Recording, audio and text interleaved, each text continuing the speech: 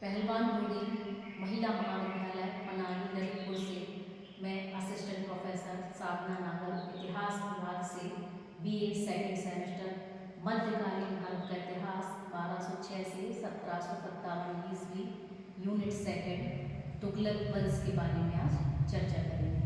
तो आइए देख लेते हैं तुगलक वंश कब से कब तक रहा। तुगलक वंश 1320 ईस्वी से 1414 ईस्वी तक रहा और इसके 4 मुख्य शासक हैं। पहले हैं गयासुद्दीन तुगलक 1320 ईस्वी से 1325 ईस्वी तक। फिर है मोहम्मद बिन तुगलक 1325 ईस्वी से 1351 ईस्वी तक शासन किया। फिर तीसरे आते हैं फिरोज शाह तुगलक जिन्होंने 1351 ईस्वी से 1388 ईस्वी तक शासन किया। अब चौथे और अंतिम शासक हैं नसरुद्दीन महमूद जिन्हें मोहम्मद शाह तुगलक भी कहते हैं, जिन्होंने 1388 से 1413 ईस्वी तक शासन किया।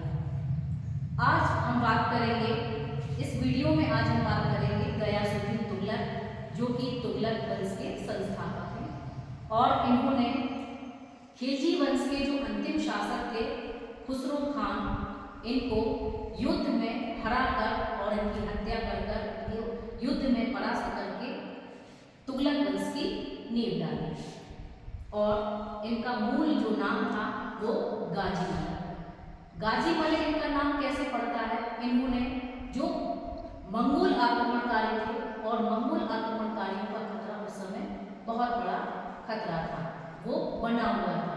तो इन्होंने मंगोल आक्रमणकारियों को परास्त किया। उसके बाद इन्हें गाजी मलिक की उपाधि से नवाजा गया।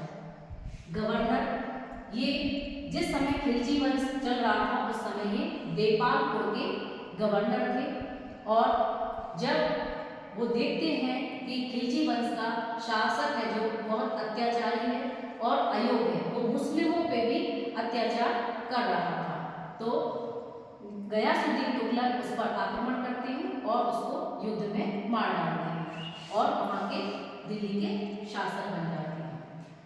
अब देख लेते हैं गयासुद्दीन तुगलक ने तुगलकाबाद की स्थापना की, एक नया शहर बनाया जो दिल्ली के पास पड़ता है।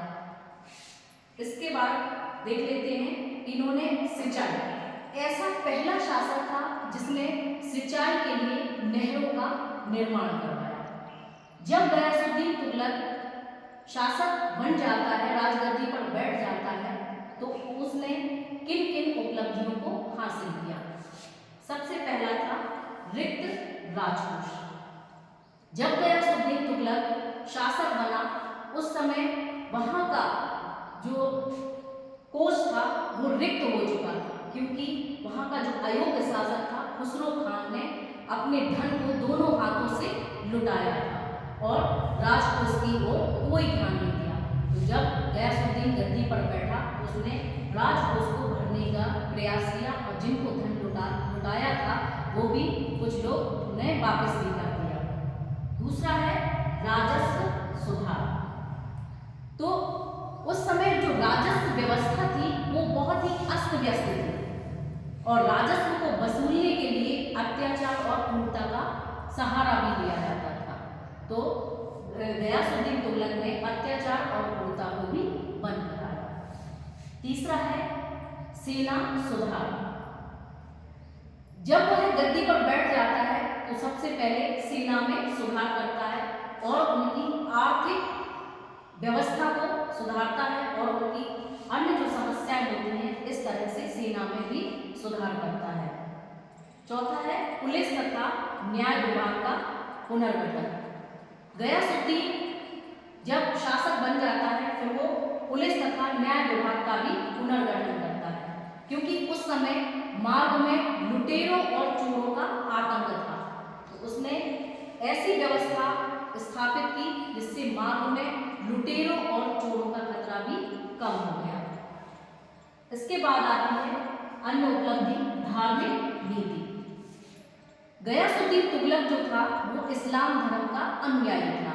उसने इस्लाम धर्म को माना और लोगों के धर्मों का भी पालन किया।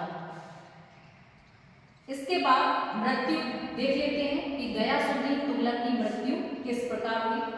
बंगाल विजय के बाद जब सुल्तान राजधानी लौट रहा था तो उस समय उसका जो पुत्र था उलूग खां, जोना खां के नाम से भी जिसे इतिहास में जाना जाता है, उसने अफगानपुर नामक स्थान पर एक लकड़ी का महल बनवाया और इसे लोग इतिहास में षड्यंत्र का भी नाम देते हैं कि उसने एक लकड़ी का महल बनवाया और बंगाल से वो कई सारे हाथियों को लाया था, उसको हाथियों को दिखा रहा था।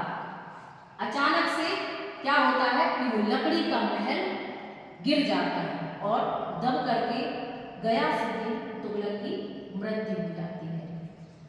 अब अगले वीडियो में हम मोहम्मद बिन तुगलक को पढ़ेंगे।